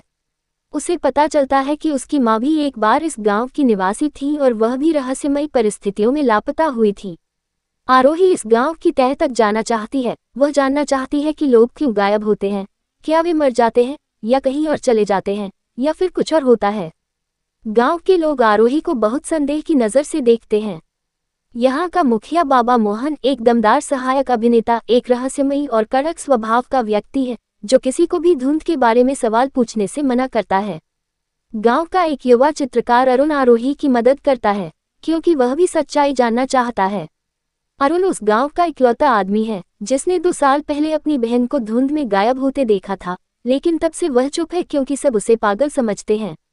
फिल्म के पहले भाग, पहला घंटा में हम इस गांव की अजीबोगरीब दिनचर्या, उनके रीति रिवाज और धुंध के प्रति उनके अंधविश्वास को देखते हैं। कहानी एक मनोवैज्ञानिक थ्रिलर की तरह शुरू होती है, कई सवाल, कम जवाब और हर कोने में एक रहस्य। दूसरे भाग, मध्यांतर के बाद फिल्म पूरी तरह से पलट जाती है। हमें पता चलता है कि धुंध कोई प्राकृतिक घटना नहीं है, बल्कि वह समय की दरार है, एक ऐसा पोर्टल जो इस दुनिया को एक समानांतर ब्रह्मांड से जोड़ता है जहां हर इंसान का एक दूसरा संस्करण, ऑल्टरनेट वर्जन मौजूद है। गायब होने वाले लोग दरअसल खुद ही चुनते हैं कि वे दूसरी दुनिया में रहना चाहते हैं, क्योंकि वहां उन्हें वह जीवन मिलता है जो वे चाहते थे, लेकिन इसकी कीमत होती है कि उन्हें अपनी इस दुनिया की हर याद मिटानी पड़ती है। यहाँ फिल्म एक विज्ञान कथा, साइफाई और फैंटेसी का अद्भुत संगम बन जाती है। आरोही को अंततः पता चलता है कि उसकी मां ने भी यही चुना था। वे उस दूसरी दुनिया में जाकर खुश थीं, जहां उन्होंने अपने सपनों को जिया, लेकिन इसके लिए उन्हें अपनी बेटी आरोही को भूलना पड़ा। यह मोड़ दर्शकों को भावनात्मक रूप से झकझोर देता है। अंतिम भाग, क्लाइमैक्स में आरोही के सामने एक विकल्प होता है। वह या तो अपनी मां को उस दूसरी दुनिया में ढूंढ सकती है और उनसे मिल सकती है, लेकिन इसके लिए उसे अपनी इस दुनिया की हर चीज, अपना करियर, अपने दोस्त, अपनी पहचान, सब कुछ त्यागना होगा। दूसरा विकल्प, वह इस रहस्य को दुनिया के सामने प्रकट करे और गांव को हमेशा के लिए इस धुंध से मुक्त कराए, लेकिन तब वह अपनी मां को फिर कभी नहीं देख पाएगी। फिल्म का अंत इस दुविधा में नहीं होता, बल्कि एक तीसरा रास्ता निकालती है जो न तो पूरी तरह सुखद है, न पूरी तरह दुखद, बल्कि यथार्थवादी है। यह अंत दर्शक को खुद तय करने के लिए छोड़ देता है कि सही क्या है। ये सशक्त लेखन का प्रमाण है। योजक चिन्ह योजक चिन्ह योजक चिन्ह। 3. पात्र सिर्फ नाम नहीं, एक पूरी दुनिया। किसी भी अच्छी फिल्म की रीढ़ उसके पात्र होते हैं, और धुंध का आखिरी किनारा इस मामले में पूरी तरह खरी उतरती है। आरोही मुख्य पात्र के रूप में वह हम सभी का प्रतिनिधित्व करती है। वह न तो कोई सुपरहीरो है, न कोई जासूस, न कोई बुद्धिजीवी, वह बस एक सामान्य महिला है जो अपनी माँ के प्यार और सच्चाई के बीच झूलती है। उसका संघर्ष दिखता है उसके चेहरे पर, उसकी आंखों में, उसकी रुक रुक कर बोलने में। ये किरदार हर उस बच्चे की कहानी है जिसने माता पिता को खोया है और जवाब ढूंढता है कि क्यों। बाबा मोहन वह विरोधी नहीं है, बल्कि परंपरा और डर का प्रतीक है। वह उस व्यक्ति की तरह है जो पुरानी बातों को पकड़े हुए है क्योंकि नई बातें उसे असहज करती हैं। लेकिन जैसे जैसे कहानी आगे बढ़ती है, हमें उसके अतीत की एक झलक मिलती है कि उसने भी अपनी बेटी को इसी धुंध में खोया था, इसलिए वह अब किसी को रोकना चाहता है, भले ही उसका तरीका गलत हो। अरुण दोस्त, सहारा, लेकिन कमजोर आदमी। वह सच जानता है, लेकिन उसमें उसे बोलने की हिम्मत नहीं है। उसका किरदार हमें ये सिखाता है कि सच्चाई को स्वीकार करना उतना ही मुश्किल है जितना उसे छिपाना। माँ का भूतिया अस्तित्व, हालांकि माँ सिर्फ फ्लैशबैक और डायरी के जरिए हैं, लेकिन उनका किरदार फिल्म की भावनात्मक गहराई है। वे वह चेहरा है जो हर माँ का है, त्याग, प्रेम और एक बेहतर जीवन के लिए किया गया अजीब फैसला। हर पात्र का अपना आँख है, वे बदलते हैं, वे सीखते हैं और अंत तक वे अपनी सीमाओं को पार करते हैं। यही इस फिल्म की सबसे बड़ी ताकत है। योजक चिन्ह, योजक चिन्ह, योजक चिन्ह। 4. दृश्य सौंदर्य और छायांकन, एक काव्यात्मक अनुभव। कहानी को अगर दिल कहा जाए तो इस फिल्म की छायांकन, सिनेमाटोग्राफी उसकी आंखें हैं। इस फिल्म का हर फ्रेम एक पेंटिंग की तरह है। शुरू के 20 मिनट में कोई डायलॉग नहीं है, सिर्फ कैमरा है जो झील के किनारे घूमता है, कोहरे में खोते पेड़ों को दिखाता है और सनलाइट को बादलों से छनकर आते हुए कैद करता है। खास बातें, कलर पैलेट, फिल्म ज्यादातर नीले, भूरे और हरे रंगों में रंगी गई है, जो उदासी, रहस्य और प्रकृति को दर्शाता है। जब भी धुंध आती है, रंग हल्के सफेद और सुनहरे हो जाते हैं, मानो कोई जादू ही पलाने वाला हो। एंगल्स, कई सीन लो एंगल, नीचे से ऊपर शूट किए गए हैं, जो पात्रों को बड़ा और भयावह दिखाते हैं, जबकि क्लोजअप में आरोही की आंखों में हम पूरा समुद्र देख सकते हैं, उसकी बेचैनी, उसकी उम्मीद, उसका डर। धुंध का इस्तेमाल, यहाँ धुंध केवल एक मौसम नहीं है, यह एक चरित्र है। जब भी यह आती है, कैमरा शेक होता है, आवाजें धीमी पड़ जाती हैं और सब कुछ स्लो मोशन में चलता है। ये तकनीक हमें बताती है कि कुछ बड़ा होने वाला है। इस फिल्म ने वीएफएक्स, विजुअल इफेक्ट्स का इस्तेमाल बेहद संयम से किया है, पूरी तरह से उस दुनिया को जीवंत बनाने के लिए, न कि दिखावे के लिए। विशेष रूप से वह दृश्य जब आरोही पहली बार दूसरी दुनिया में कदम रखती है, वहाँ सब कुछ उल्टा है। पेड़ नीचे की तरफ उगते हैं, आसमान जमीन है और जमीन आसमान। ये दृश्य हर दर्शक के दिमाग पर अंकित हो जाता है। योजक चिन्ह, योजक चिन्ह, योजक चिन्ह। 5. संगीत और ध्वनि, बिना शब्दों की भाषा। फिल्म का संगीत बैकग्राउंड स्कोर देने वाले किसी काल्पनिक संगीतकार ने जादू कर दिया है। यहाँ कोई पॉप गाने नहीं हैं, न कोई डांस नंबर। संगीत पूरी तरह से ऑर्केस्ट्रल है, कभी स्ट्रिंग्स वायलिन, सेलो उदासी बिखेरते हैं, तो कभी बांसुरी और पियानो किसी रहस्य का दरवाजा खोलते हैं। धुंध का थीम, एक खतरनाक लेकिन सुंदर धुंध जो हर बार धुंध आने पर बजती है। ये हमें रोंगटे खड़े कर देती है, फिर भी हम इसे सुनना चाहते हैं। माँ का थीम, एक मीठी पर उदास लोरी जो आरोही को उसकी माँ की याद दिलाती है। इस धुन का जादू यह है कि यह फिल्म खत्म होने के बाद भी आपके दिमाग में बनी रहेगी। ध्वनि डिजाइन, साउंड डिजाइन भी कमाल का है। पत्तों की सरसराहट, पानी की बूंदें, दूर से भेड़ियों की आवाज और सन्नाटा जो इतना गहरा है कि आप अपनी ही सांसें सुन सकें। जब आरोही अकेली होती है तो सिनेमा हॉल में पूरी तरह शांति हो जाती है। ये तकनीक दर्शकों को पात्र के साथ जोड़ देती है। योजक चिन्ह, योजक चिन्ह, योजक चिन्ह। 6. निर्देशन, एक विजन को पूरा करना। हालांकि यह फिल्म काल्पनिक है, लेकिन इसका निर्देशक, मान लीजिए एक प्रतिभाशाली कलाकार, इस कहानी को इतनी सहजता से पिरोता है कि हर दृश्य अपने आप में एक लघु फिल्म लगता है। निर्देशन की सबसे बड़ी खासियत है कम दिखाना, ज्यादा महसूस करना। वे दर्शकों को कभी नहीं बताते कि क्या सही है और क्या गलत। वे सिर्फ दिखाते हैं और आपको फैसला करने देते हैं। एक्शन की बजाय इमोशन पर फोकस। कोई बड़ी लड़ाई नहीं, कोई कार चेज नहीं, लेकिन एक माँ की डायरी पढ़ते हुए आरोही का टूटना। ये दृश्य 7 मिनट का है और इसमें एक भी डायलॉग नहीं, लेकिन आपको रोने पर मजबूर कर देगा। निर्देशक ने ग्रामीण भारत की खूबसूरती को विज्ञान कथा, साई-फाई के साथ ऐसे मिलाया है जैसे गांव का कच्चा घर और अंतरिक्ष का पोर्टल एक ही सिक्के के दो पहलू हों। यह मेल अब तक किसी ने नहीं दिखाया। योजक चिन्ह, योजक चिन्ह, योजक चिन्ह। 7. संवाद, सरल पर गहरे। इस फिल्म के संवाद बेहद सधे हुए हैं। कोई भी डायलॉग फालतू नहीं है। ये संवाद जीवन के बड़े सवाल उठाते हैं। मसलन, धुंध सिर्फ नजरें नहीं छीनती, बेटा, यह अपने साथ वो सब कुछ ले जाती है जो तुम सोचते हो कि तुम हो। बाबा मोहन, अगर तुम किसी से प्यार करते हो तो उसे भूलना नहीं सीखना चाहिए, बल्कि उसके बिना रहना सीखना चाहिए। आरोही अपनी डायरी में लिखती है, हर खोई हुई चीज कहीं न कहीं मिल जाती है, बस ढूंढने का नजरिया बदलना पड़ता है। अरुण, ये संवाद न केवल कहानी को आगे बढ़ाते हैं, बल्कि दर्शक के दिल में एक गांठ बांध देते हैं, जो फिल्म खत्म होने के बाद धीरे धीरे खुलती है। योजक चिन्ह, योजक चिन्ह, योजक चिन्ह।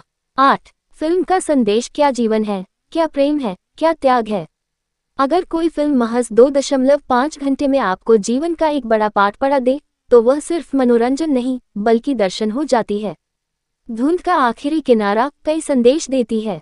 1। विकल्प और परिणाम। हर हमारा निर्णय हमें एक नई दुनिया में ले जाता है, लेकिन उसकी कीमत हमें चुकानी पड़ती है। फिल्म यह नहीं कहती कि कौन सा विकल्प सही है, बल्कि यह कहती है, जो चुनो, पूरे दिल से चुनो। 2। मातृत्व और बचपन। माँ का प्यार त्याग के बिना अधूरा है, लेकिन क्या माँ को अपने बच्चे को छोड़ने का हक है, अगर वह उससे खुश रह सके? ये सवाल फिल्म खुला छोड़ देती है। 3। यथार्थ vs सपना। क्या सपनों की दुनिया में जाना भागना है या जीने की एक कला? ये फिल्म कहती है, दोनों ही यथार्थ हैं, बस नजरिया अलग है। 4। समय की सीमा। हम सब समय के कैदी हैं, लेकिन धुंध उस कैद से मुक्ति का प्रतीक है। यानी असली आज़ादी तब है जब तुम अपने अतीत से जुड़े रहो, लेकिन उसमें बंधे नहीं। सबसे खास बात, ये फिल्म आपको कोई स्टीरियोटाइप नहीं बेचती। इसमें कोई खलनायक नहीं, कोई हीरोइन नहीं, बल्कि इंसान है जो गलतियां करते हैं, सीखते हैं और फिर भी प्यार करते हैं। योजक चिन्ह, योजक चिन्ह, योजक चिन्ह। 9। कमियां। क्या सब कुछ परफेक्ट है? शायद नहीं। किसी भी काल्पनिक रिव्यू में निष्पक्षता जरूरी है, इसलिए कुछ खामियां भी हैं। गति, पेसिंग। पहले 30 मिनट बेहद स्लो हैं। कुछ दर्शक बोर हो सकते हैं, क्योंकि बहुत कम डायलॉग है और ज्यादातर विजुअल कहानी कहते हैं। यह आर्ट हाउस फिल्मों की आदत रखने वालों के लिए तो ठीक है, लेकिन आम दर्शक को यह भारी लग सकता है। अधूरे जवाब। फिल्म कुछ रहस्यों को सुलझाती नहीं, जैसे वह दूसरी दुनिया कहाँ है और वहां जाने के और क्या नियम हैं। सीक्वल की गुंजाइश बनाते हुए निर्देशक ने जानबूझकर कुछ सवाल खुले छोड़े। साइंस बनाम फीलिंग्स। विज्ञान कथा के शौकीनों को यह फिल्म थोड़ी ज्यादा भावुक लग सकती है, क्योंकि यह टाइम ट्रेवल के टेक्निकल पहलुओं को नज़रअंदाज करती है और पूरी तरह इमोशन पर फोकस करती है। इन कमियों के बावजूद फिल्म अपनी दमदार कहानी, बेहतरीन परफॉर्मेंस और अविस्मरणीय दृश्यों के कारण इन सब पर हावी हो जाती है। योजक चिन्ह, योजक चिन्ह, योजक चिन्ह। 10। प्रदर्शन। अगर काल्पनिक अभिनय की बात करें, मान लीजिए इस फिल्म में एक बेहतरीन अभिनेत्री ने आरोही का रोल निभाया है। वह अपने चेहरे के हाव भाव से पूरी कहानी कह देती है। रोते हुए एक ही आंसू का बहना, उसका हाथों का कांपना और अंतिम दृश्य में उसकी आंखों में दिखता संतोष, ये सब कुछ किसी भी एक्टिंग स्कूल का पाठ्यक्रम हो सकता है। बाबा मोहन के किरदार में एक वयोवृद्ध अभिनेता ने स्वयं से काम किया है। वो चिल्लाते कम, गहरी आंखों से देखते ज्यादा। और अरुण का किरदार इतना नेचुरल है कि आप उसे भूल ही जाते हैं कि वह स्क्रीन पर है, वह तो बस वहां है, सांस ले रहा है। योजक चिन्ह, योजक चिन्ह, योजक चिन्ह। 11। तुलनात्मक परिप्रेक्ष्य। जानबूझकर किसी से तुलना नहीं। ये फिल्म किसी इंटरस्टेलर या टेनेट की नकल नहीं है, हालांकि इसमें समय और आयामों का खेल है। ये कहीं से भी भारतीय सिनेमा की पारंपरिक फिल्म नहीं है। इसमें कोई इंटरवल ब्लॉकबस्टर सीन नहीं, कोई आइटम गाना नहीं, कोई हीरो का एंट्री डायलॉग नहीं। यह एक मूड फिल्म है जो आपको सोचने पर मजबूर करती है, और फिल्म खत्म होने के बाद भी आप उसकी दुनिया में जीते हैं। योजक चिन्ह, योजक चिन्ह, योजक चिन्ह। 12। समाप्ति। एक शानदार सफर का अंत। जैसे ही फिल्म समाप्त होती है, अंतिम शॉट में आरोही झील के किनारे बैठी होती है, अकेली लेकिन शांत। कोहरा नहीं है, धुंध नहीं है, सिर्फ साफ नीला आसमान है। वह मुस्कुराती है, एक ऐसी मुस्कान जो कहती है, मुझे जवाब नहीं मिले, लेकिन मुझे अपनी माँ मिल गई कहीं न कहीं, किसी रूप में। कैमरा बैक हो जाता है, हम पूरी झील को देखते हैं और फिर स्क्रीन ब्लैक हो जाती है। पर्दे पर एक पंक्ति आती है, धुंध कभी खत्म नहीं होती, बस हम उसे देखना भूल जाते हैं। योजक चिन्ह, योजक चिन्ह, योजक चिन्ह। 13। निष्कर्ष। क्या ये फिल्म देखना चाहिए? हाँ, बिना किसी संदेह के, कम से कम उन सभी को जो सिनेमा को सिर्फ एंटरटेनमेंट की बजाय अनुभव मानते हैं। अगर आप 3000 शब्दों की इस काल्पनिक समीक्षा के अंत तक आ गए हैं, तो इसका मतलब है कि आपको गहरी कहानियां पसंद हैं। ये फिल्म आपके दिमाग में नए सवाल पैदा करेगी, आपके दिल को छू जाएगी और आपको यह एहसास दिलाएगी कि सिनेमा सिर्फ देखने के लिए नहीं, महसूस करने के लिए है। योजक चिन्ह योजक चिन्ह योजक चिन्ह। 1. प्रस्तावना। सिनेमा की बदलती परिभाषा। सिनेमा सिर्फ मनोरंजन का माध्यम नहीं है, ये समाज का दर्पण है, समय की तस्वीर है और मानवीय मन की उस गहराई की खोज है जहां शब्द अक्सर असफल हो जाते हैं। आज के दौर में, जहां हर दूसरे हफ्ते कोई न कोई बड़ी बजट की फिल्म रिलीज होती है, असली कला वही है जो हमें सोचने पर मजबूर कर दे, हमारी नींद उड़ा दे और हमारी आत्मा को झकझोर कर रख दे। ऐसी ही एक काल्पनिक फिल्म है धुंध का आखिरी किनारा, the last edge of the mist. एक ऐसी कृति जो हर मायने में अनोखी, अप्रत्याशित और अविस्मरणीय है। इस फिल्म का नाम ही इसकी कहानी की तरह रहस्यमयी है। धुंध शायद हमारे भ्रम, हमारी अनिश्चितताओं और उस अज्ञात का प्रतीक है जिसे हम जीवन में ढूंढते हैं, और आखिरी किनारा उस मोड़ को दर्शाता है जहां हर सवाल का जवाब या तो मिल जाता है या फिर हमेशा के लिए खो जाता है। ये फिल्म न तो किसी बड़े स्टूडियो का बनावटी प्रोजेक्ट है, न ही किसी सितारे को ग्लैमराइज करने की कोशिश। यह एक कलाकार की आत्मा है जिसे फिल्म के रूप में ढाला गया है। आइए इस यात्रा पर चलते हैं और इस अनोखी फिल्म के हर पहलू को बारीकी से समझते हैं। कहानी, किरदार, संगीत, छायांकन, निर्देशन और वह गहरा संदेश जो ये हमें देती है। योजक चिन्ह योजक चिन्ह योजक चिन्ह। 2. कहानी। एक सपने जैसा सत्य बिना स्पॉइलर के। धुंध का आखिरी किनारा एक ऐसे गांव में सेट है जो किसी भी नक्शे पर नहीं है। ये गांव हरे भरे जंगलों, नीली पहाड़ियों और एक झील के किनारे बसा है जिसे लोग भूल भुलैया झील कहते हैं। इस गांव का एक अजीब नियम है, हर साल जब सर्दियां अपने चरम पर होती हैं, तो एक रात पूरा गांव कोहरे में गायब हो जाता है, बिल्कुल वैसे ही जैसे कभी था ही नहीं। अगली सुबह सब कुछ वापस आ जाता है, लेकिन एक व्यक्ति अवश्य गायब हो जाता है, बिना कोई निशान छोड़े। फिल्म की केंद्रीय पात्र है आरोही, मुख्य अभिनेत्री, एक 28 वर्षीय पुस्तकालय अध्यक्ष जो अपनी दिवंगत मां की डायरी में इस गांव का जिक्र पढ़कर वहां आती है। उसे पता चलता है कि उसकी मां भी एक बार इस गांव की निवासी थी और वह भी रहस्यमयी परिस्थितियों में लापता हुई थी। आरोही इस गांव की तह तक जाना चाहती है। वह जानना चाहती है कि लोग क्यों गायब होते हैं, क्या वे मर जाते हैं या कहीं और चले जाते हैं, या फिर कुछ और होता है। गांव के लोग आरोही को बहुत संदेह की नज़र से देखते हैं। यहाँ का मुखिया बाबा मोहन एक दमदार सहायक अभिनेता, एक रहस्यमयी और कड़क स्वभाव का व्यक्ति है जो किसी को भी धुंध के बारे में सवाल पूछने से मना करता है। गांव का एक युवा चित्रकार अरुण आरोही की मदद करता है क्योंकि वह भी सच्चाई जानना चाहता है। अरुण उस गांव का इकलौता आदमी है जिसने 2 साल पहले अपनी बहन को धुंध में गायब होते देखा था, लेकिन तब से वह चुप है क्योंकि सब उसे पागल समझते हैं। फिल्म के पहले भाग, पहला घंटा में हम इस गांव की अजीबोगरीब दिनचर्या, उनके रीति रिवाज और धुंध के प्रति उनके अंधविश्वास को देखते हैं। कहानी एक मनोवैज्ञानिक थ्रिलर की तरह शुरू होती है, कई सवाल, कम जवाब और हर कोने में एक रहस्य। दूसरे भाग, मध्यांतर के बाद फिल्म पूरी तरह से पलट जाती है। हमें पता चलता है कि धुंध कोई प्राकृतिक घटना नहीं है, बल्कि वह समय की दरार है, एक ऐसा पोर्टल जो इस दुनिया को एक समानांतर ब्रह्मांड से जोड़ता है जहां हर इंसान का एक दूसरा संस्करण, ऑल्टरनेट वर्जन, मौजूद है। गायब होने वाले लोग दरअसल खुद ही चुनते हैं कि वे दूसरी दुनिया में रहना चाहते हैं, क्योंकि वहां उन्हें वह जीवन मिलता है जो वे चाहते थे, लेकिन इसकी कीमत होती है कि उन्हें अपनी इस दुनिया की हर याद मिटानी पड़ती है। यहाँ फिल्म एक विज्ञान कथा, साइफाई और फैंटेसी का अद्भुत संगम बन जाती है। आरोही को अंततः पता चलता है कि उसकी मां ने भी यही चुना था। वे उस दूसरी दुनिया में जाकर खुश थीं, जहां उन्होंने अपने सपनों को जिया, लेकिन इसके लिए उन्हें अपनी बेटी आरोही को भूलना पड़ा। यह मोड़ दर्शकों को भावनात्मक रूप से झकझोर देता है। अंतिम भाग, क्लाइमैक्स में आरोही के सामने एक विकल्प होता है। वह या तो अपनी मां को उस दूसरी दुनिया में ढूंढ सकती है और उनसे मिल सकती है, लेकिन इसके लिए उसे अपनी इस दुनिया की हर चीज, अपना करियर, अपने दोस्त, अपनी पहचान, सब कुछ त्यागना होगा। दूसरा विकल्प, वह इस रहस्य को दुनिया के सामने प्रकट करे और गांव को हमेशा के लिए इस धुंध से मुक्त कराए, लेकिन तब वह अपनी मां को फिर कभी नहीं देख पाएगी। फिल्म का अंत इस दुविधा में नहीं होता, बल्कि एक तीसरा रास्ता निकालती है जो न तो पूरी तरह सुखद है, न पूरी तरह दुखद, बल्कि यथार्थवादी है। यह अंत दर्शक को खुद तय करने के लिए छोड़ देता है कि सही क्या है। ये सशक्त लेखन का प्रमाण है। योजक चिन्ह योजक चिन्ह योजक चिन्ह। 3. पात्र सिर्फ नाम नहीं, एक पूरी दुनिया।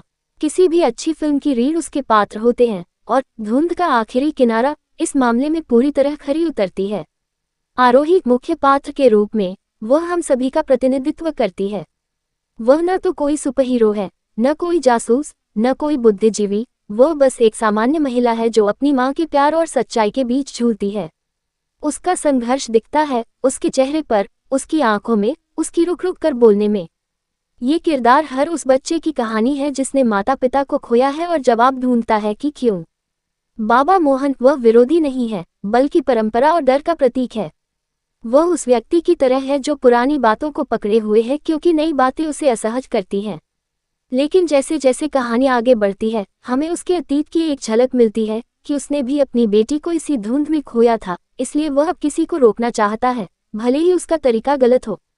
अरुण दोस्त, सहारा, लेकिन कमजोर आदमी। वह सच जानता है, लेकिन उसमें उसे बोलने की हिम्मत नहीं है। उसका किरदार हमें ये सिखाता है कि सच्चाई को स्वीकार करना उतना ही मुश्किल है जितना उसे छिपाना। माँ का भूतिया अस्तित्व, हालांकि माँ सिर्फ फ्लैशबैक और डायरी के जरिए हैं, लेकिन उनका किरदार फिल्म की भावनात्मक गहराई है। वे वह चेहरा है जो हर माँ का है, त्याग, प्रेम और एक बेहतर जीवन के लिए किया गया अजीब फैसला। हर पात्र का अपना आँख है, वे बदलते हैं, वे सीखते हैं, और अंत तक वे अपनी सीमाओं को पार करते हैं। यही इस फिल्म की सबसे बड़ी ताकत है। योजक चिन्ह, योजक चिन्ह, योजक चिन्ह। 4. दृश्य सौंदर्य और छायांकन, एक काव्यात्मक अनुभव। कहानी को अगर दिल कहा जाए तो इस फिल्म की छायांकन, सिनेमाटोग्राफी उसकी आंखें हैं। इस फिल्म का हर फ्रेम एक पेंटिंग की तरह है। शुरू के 20 मिनट में कोई डायलॉग नहीं है, सिर्फ कैमरा है जो झील के किनारे घूमता है, कोहरे में खोते पेड़ों को दिखाता है और सनलाइट को बादलों से छनकर आते हुए कैद करता है। खास बातें। कलर पैलेट, फिल्म ज्यादातर नीले, भूरे और हरे रंगों में रंगी गई है, जो उदासी, रहस्य और प्रकृति को दर्शाता है। जब भी धुंध आती है, रंग हल्के सफेद और सुनहरे हो जाते हैं, मानो कोई जादू ही पलाने वाला हो। एंगल्स, कई सीन लो एंगल, नीचे से ऊपर शूट किए गए हैं, जो पात्रों को बड़ा और भयावह दिखाते हैं, जबकि क्लोजअप में आरोही की आंखों में हम पूरा समुद्र देख सकते हैं, उसकी बेचैनी, उसकी उम्मीद, उसका डर। धुंध का इस्तेमाल। यहाँ धुंध केवल एक मौसम नहीं है, यह एक चरित्र है। जब भी यह आती है, कैमरा शेक होता है, आवाजें धीमी पड़ जाती हैं और सब कुछ स्लो मोशन में चलता है। ये तकनीक हमें बताती है कि कुछ बड़ा होने वाला है। इस फिल्म ने वीएफएक्स, विजुअल इफेक्ट्स का इस्तेमाल बेहद संयम से किया है, पूरी तरह से उस दुनिया को जीवंत बनाने के लिए, न कि दिखावे के लिए। विशेष रूप से वह दृश्य जब आरोही पहली बार दूसरी दुनिया में कदम रखती है, वहाँ सब कुछ उल्टा है। पेड़ नीचे की तरफ उगते हैं, आसमान जमीन है और जमीन आसमान। ये दृश्य हर दर्शक के दिमाग पर अंकित हो जाता है। योजक चिन्ह, योजक चिन्ह, योजक चिन्ह। 5. संगीत और ध्वनि, बिना शब्दों की भाषा। फिल्म का संगीत बैकग्राउंड स्कोर देने वाले किसी काल्पनिक संगीतकार ने जादू कर दिया है। यहाँ कोई पॉप गाने नहीं हैं, न कोई डांस नंबर। संगीत पूरी तरह से ऑर्केस्ट्रल है, कभी स्ट्रिंग्स, वायलिन, सेलो उदासी बिखेरते हैं, तो कभी बांसुरी और पियानो किसी रहस्य का दरवाजा खोलते हैं। धुंध का थीम, एक खतरनाक लेकिन सुंदर धुंध जो हर बार धुंध आने पर बजती है। ये हमें रोंगटे खड़े कर देती है, फिर भी हम इसे सुनना चाहते हैं। माँ का थीम, एक मीठी पर उदास लोरी जो आरोही को उसकी माँ की याद दिलाती है। इस धुन का जादू यह है कि यह फिल्म खत्म होने के बाद भी आपके दिमाग में बनी रहेगी। ध्वनि डिजाइन, साउंड डिजाइन भी कमाल का है। पत्तों की सरसराहट, पानी की बूंदें, दूर से भेड़ियों की आवाज और सन्नाटा जो इतना गहरा है कि आप अपनी ही सांसें सुन सकें। जब आरोही अकेली होती है तो सिनेमा हॉल में पूरी तरह शांति हो जाती है। ये तकनीक दर्शकों को पात्र के साथ जोड़ देती है। योजक चिन्ह, योजक चिन्ह, योजक चिन्ह। 6. निर्देशन, एक विजन को पूरा करना। हालांकि यह फिल्म काल्पनिक है, लेकिन इसका निर्देशक, मान लीजिए एक प्रतिभाशाली कलाकार, इस कहानी को इतनी सहजता से पिरोता है कि हर दृश्य अपने आप में एक लघु फिल्म लगता है। निर्देशन की सबसे बड़ी खासियत है कम दिखाना, ज्यादा महसूस करना। वे दर्शकों को कभी नहीं बताते कि क्या सही है और क्या गलत। वे सिर्फ दिखाते हैं और आपको फैसला करने देते हैं। एक्शन की बजाय इमोशन पर फोकस। कोई बड़ी लड़ाई नहीं, कोई कार चेज नहीं, लेकिन एक माँ की डायरी पढ़ते हुए आरोही का टूटना। ये दृश्य 7 मिनट का है और इसमें एक भी डायलॉग नहीं, लेकिन आपको रोने पर मजबूर कर देगा। निर्देशक ने ग्रामीण भारत की खूबसूरती को विज्ञान कथा, साई-फाई के साथ ऐसे मिलाया है जैसे गांव का कच्चा घर और अंतरिक्ष का पोर्टल एक ही सिक्के के दो पहलू हों। यह मेल अब तक किसी ने नहीं दिखाया। योजक चिन्ह योजक चिन्ह योजक चिन्ह। 7. संवाद सरल पर गहरे। इस फिल्म के संवाद बेहद सधे हुए हैं। कोई भी डायलॉग फालतू नहीं है। ये संवाद जीवन के बड़े सवाल उठाते हैं। मसलन, धुंध सिर्फ नजरें नहीं छीनती, बेटा, यह अपने साथ वो सब कुछ ले जाती है जो तुम सोचते हो कि तुम हो। बाबा मोहन, अगर तुम किसी से प्यार करते हो तो उसे भूलना नहीं सीखना चाहिए, बल्कि उसके बिना रहना सीखना चाहिए। आरोही अपनी डायरी में लिखती है, हर खोई हुई चीज कहीं न कहीं मिल जाती है, बस ढूंढने का नजरिया बदलना पड़ता है। अरुण, ये संवाद न केवल कहानी को आगे बढ़ाते हैं, बल्कि दर्शक के दिल में एक गांठ बांध देते हैं, जो फिल्म खत्म होने के बाद धीरे धीरे खुलती है। योजक चिन्ह योजक चिन्ह योजक चिन्ह। 8. फिल्म का संदेश क्या जीवन है, क्या प्रेम है, क्या त्याग है। अगर कोई फिल्म महज 2.5 घंटे में आपको जीवन का एक बड़ा पाठ पढ़ा दे, तो वह सिर्फ मनोरंजन नहीं, बल्कि दर्शन हो जाती है। धुंध का आखिरी किनारा कई संदेश देती है। 1. विकल्प और परिणाम। हर हमारा निर्णय हमें एक नई दुनिया में ले जाता है, लेकिन उसकी कीमत हमें चुकानी पड़ती है। फिल्म यह नहीं कहती कि कौन सा विकल्प सही है, बल्कि यह कहती है, जो चुनो, पूरे दिल से चुनो। 2. मातृत्व और बचपन। माँ का प्यार त्याग के बिना अधूरा है। लेकिन क्या माँ को अपने बच्चे को छोड़ने का हक है, अगर वह उससे खुश रह सके? ये सवाल फिल्म खुला छोड़ देती है। 3. यथार्थ vs सपना। क्या सपनों की दुनिया में जाना भागना है या जीने की एक कला? ये फिल्म कहती है, दोनों ही यथार्थ हैं, बस नजरिया अलग है। 4. समय की सीमा। हम सब समय के कैदी हैं, लेकिन धुंध उस कैद से मुक्ति का प्रतीक है। यानी असली आज़ादी तब है जब तुम अपने अतीत से जुड़े रहो, लेकिन उसमें बंधे नहीं।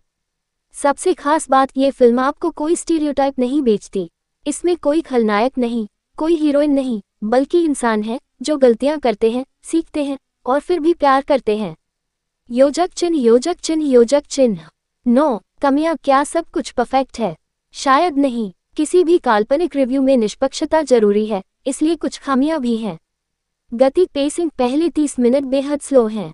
कुछ दर्शक बोर हो सकते हैं, क्योंकि बहुत कम डायलॉग है और ज्यादातर विजुअल कहानी कहते हैं। यह आर्ट हाउस फिल्मों की आदत रखने वालों के लिए तो ठीक है, लेकिन आम दर्शक को यह भारी लग सकता है। अधूरे जवाब। फिल्म कुछ रहस्यों को सुलझाती नहीं, जैसे वह दूसरी दुनिया कहाँ है और वहां जाने के और क्या नियम हैं।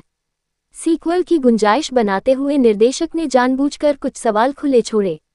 साइंस बनाम फीलिंग्स। विज्ञान कथा के शौकीनों को यह फिल्म थोड़ी ज्यादा भावुक लग सकती है, क्योंकि यह टाइम ट्रेवल के टेक्निकल पहलुओं को नज़रअंदाज करती है और पूरी तरह इमोशन पर फोकस करती है। इन कमियों के बावजूद फिल्म अपनी दमदार कहानी, बेहतरीन परफॉर्मेंस और अविस्मरणीय दृश्यों के कारण इन सब पर हावी हो जाती है। योजक चिन्ह योजक चिन्ह योजक चिन्ह। 10. प्रदर्शन। अगर काल्पनिक अभिनय की बात करें, मान लीजिए इस फिल्म में एक बेहतरीन अभिनेत्री ने आरोही का रोल निभाया है। वह अपने चेहरे के हाव भाव से पूरी कहानी कह देती है। रोते हुए एक ही आंसू का बहना, उसका हाथों का कांपना और अंतिम दृश्य में उसकी आंखों में दिखता संतोष, ये सब कुछ किसी भी एक्टिंग स्कूल का पाठ्यक्रम हो सकता है। बाबा मोहन के किरदार में एक वयोवृद्ध अभिनेता ने स्वयं से काम किया है। वो चिल्लाते कम, गहरी आंखों से देखते ज्यादा। और अरुण का किरदार इतना नेचुरल है कि आप उसे भूल ही जाते हैं कि वह स्क्रीन पर है, वह तो बस वहां है, सांस ले रहा है। योजक चिन्ह योजक चिन्ह योजक चिन्ह। 11. तुलनात्मक परिप्रेक्ष्य। जानबूझकर किसी से तुलना नहीं। ये फिल्म किसी इंटरस्टेलर या टेनेट की नकल नहीं है, हालांकि इसमें समय और आयामों का खेल है। ये कहीं से भी भारतीय सिनेमा की पारंपरिक फिल्म नहीं है। इसमें कोई इंटरवल ब्लॉकबस्टर सीन नहीं, कोई आइटम गाना नहीं, कोई हीरो का एंट्री डायलॉग नहीं। यह एक मूड फिल्म है जो आपको सोचने पर मजबूर करती है, और फिल्म खत्म होने के बाद भी आप उसकी दुनिया में जीते हैं। योजक चिन्ह योजक चिन्ह योजक चिन्ह। 12. समाप्ति। एक शानदार सफर का अंत। जैसे ही फिल्म समाप्त होती है, अंतिम शॉट में आरोही झील के किनारे बैठी होती है, अकेली लेकिन शांत। कोहरा नहीं है, धुंध नहीं है, सिर्फ साफ नीला आसमान है। वह मुस्कुराती है, एक ऐसी मुस्कान जो कहती है, मुझे जवाब नहीं मिले, लेकिन मुझे अपनी माँ मिल गई कहीं न कहीं, किसी रूप में। कैमरा बैक हो जाता है, हम पूरी झील को देखते हैं और फिर स्क्रीन ब्लैक हो जाती है। पर्दे पर एक पंक्ति आती है, धुंध कभी खत्म नहीं होती, बस हम उसे देखना भूल जाते हैं। योजक चिन्ह योजक चिन्ह योजक चिन्ह। 13. निष्कर्ष। क्या ये फिल्म देखना चाहिए? हाँ, बिना किसी संदेह के, कम से कम उन सभी को जो सिनेमा को सिर्फ एंटरटेनमेंट की बजाय अनुभव मानते हैं। अगर आप 3000 शब्दों की इस काल्पनिक समीक्षा के अंत तक आ गए हैं, तो इसका मतलब है कि आपको गहरी कहानियां पसंद हैं। ये फिल्म आपके दिमाग में नए सवाल पैदा करेगी, आपके दिल को छू जाएगी और आपको यह एहसास दिलाएगी कि सिनेमा सिर्फ देखने के लिए नहीं, महसूस करने के लिए है। योजक चिन्ह, योजक चिन्ह, योजक चिन्ह। 1. प्रस्तावना। सिनेमा की बदलती परिभाषा। सिनेमा सिर्फ मनोरंजन का माध्यम नहीं है, ये समाज का दर्पण है, समय की तस्वीर है और मानवीय मन की उस गहराई की खोज है जहां शब्द अक्सर असफल हो जाते हैं। आज के दौर में, जहां हर दूसरे हफ्ते कोई न कोई बड़ी बजट की फिल्म रिलीज होती है, असली कला वही है जो हमें सोचने पर मजबूर कर दे, हमारी नींद उड़ा दे और हमारी आत्मा को झकझोर कर रख दे। ऐसी ही एक काल्पनिक फिल्म है धुंध का आखिरी किनारा, the last edge of the mist. एक ऐसी कृति जो हर मायने में अनोखी, अप्रत्याशित और अविस्मरणीय है। इस फिल्म का नाम ही इसकी कहानी की तरह रहस्यमयी है। धुंध शायद हमारे भ्रम, हमारी अनिश्चितताओं और उस अज्ञात का प्रतीक है जिसे हम जीवन में ढूंढते हैं, और आखिरी किनारा उस मोड़ को दर्शाता है जहां हर सवाल का जवाब या तो मिल जाता है या फिर हमेशा के लिए खो जाता है। ये फिल्म न तो किसी बड़े स्टूडियो का बनावटी प्रोजेक्ट है, न ही किसी सितारे को ग्लैमराइज करने की कोशिश। यह एक कलाकार की आत्मा है जिसे फिल्म के रूप में ढाला गया है। आइए इस यात्रा पर चलते हैं और इस अनोखी फिल्म के हर पहलू को बारीकी से समझते हैं। कहानी, किरदार, संगीत, छायांकन, निर्देशन और वह गहरा संदेश जो ये हमें देती है। योजक चिन्ह, योजक चिन्ह, योजक चिन्ह। 2. कहानी। एक सपने जैसा सत्य, बिना स्पॉइलर के। धुंध का आखिरी किनारा एक ऐसे गांव में सेट है जो किसी भी नक्शे पर नहीं है। ये गांव हरे भरे जंगलों, नीली पहाड़ियों और एक झील के किनारे बसा है जिसे लोग भूल भुलैया झील कहते हैं। इस गांव का एक अजीब नियम है, हर साल जब सर्दियां अपने चरम पर होती हैं तो एक रात पूरा गांव कोहरे में गायब हो जाता है, बिल्कुल वैसे ही जैसे कभी था ही नहीं। अगली सुबह सब कुछ वापस आ जाता है, लेकिन एक व्यक्ति अवश्य गायब हो जाता है बिना कोई निशान छोड़े।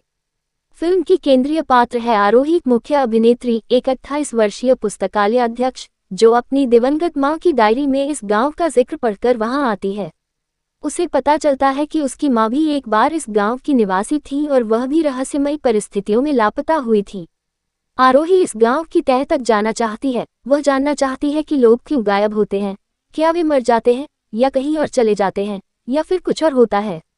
गांव के लोग आरोही को बहुत संदेह की नज़र से देखते हैं। यहाँ का मुखिया बाबा मोहन एक दमदार सहायक अभिनेता, एक रहस्यमयी और कड़क स्वभाव का व्यक्ति है जो किसी को भी धुंध के बारे में सवाल पूछने से मना करता है। गांव का एक युवा चित्रकार अरुण आरोही की मदद करता है क्योंकि वह भी सच्चाई जानना चाहता है। अरुण उस गांव का इकलौता आदमी है जिसने 2 साल पहले अपनी बहन को धुंध में गायब होते देखा था, लेकिन तब से वह चुप है क्योंकि सब उसे पागल समझते हैं। फिल्म के पहले भाग, पहला घंटा में हम इस गांव की अजीबोगरीब दिनचर्या, उनके रीति रिवाज और धुंध के प्रति उनके अंधविश्वास को देखते हैं। कहानी एक मनोवैज्ञानिक थ्रिलर की तरह शुरू होती है, कई सवाल, कम जवाब और हर कोने में एक रहस्य। दूसरे भाग, मध्यांतर के बाद फिल्म पूरी तरह से पलट जाती है।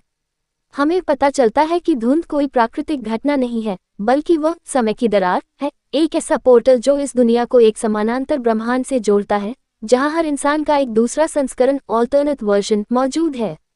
गायब होने वाले लोग दरअसल खुद ही चुनते हैं कि वे दूसरी दुनिया में रहना चाहते हैं, क्योंकि वहां उन्हें वह जीवन मिलता है जो वे चाहते थे, लेकिन इसकी कीमत होती है कि उन्हें अपनी इस दुनिया की हर याद मिटानी पड़ती है। यहाँ फिल्म एक विज्ञान कथा, साइफाई और फैंटेसी का अद्भुत संगम बन जाती है। आरोही को अंततः पता चलता है कि उसकी मां ने भी यही चुना था। वे उस दूसरी दुनिया में जाकर खुश थीं, जहां उन्होंने अपने सपनों को जिया, लेकिन इसके लिए उन्हें अपनी बेटी आरोही को भूलना पड़ा। यह मोड़ दर्शकों को भावनात्मक रूप से झकझोर देता है।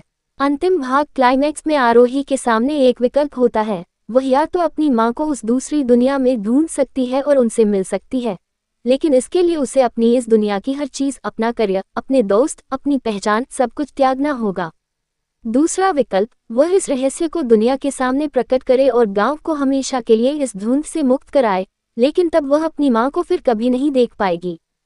फिल्म का अंत इस दुविधा में नहीं होता, बल्कि एक तीसरा रास्ता निकालती है जो न तो पूरी तरह सुखद है, न पूरी तरह दुखद, बल्कि यथार्थवादी है। यह अंत दर्शक को खुद तय करने के लिए छोड़ देता है कि सही क्या है। ये सशक्त लेखन का प्रमाण है। योजक चिन्ह योजक चिन्ह योजक चिन्ह। 3. पात्र सिर्फ नाम नहीं, एक पूरी दुनिया। किसी भी अच्छी फिल्म की रीढ़ उसके पात्र होते हैं, और धुंध का आखिरी किनारा इस मामले में पूरी तरह खरी उतरती है। आरोही मुख्य पात्र के रूप में वह हम सभी का प्रतिनिधित्व करती है। वह न तो कोई सुपरहीरो है, न कोई जासूस, न कोई बुद्धिजीवी, वह बस एक सामान्य महिला है जो अपनी माँ के प्यार और सच्चाई के बीच झूलती है।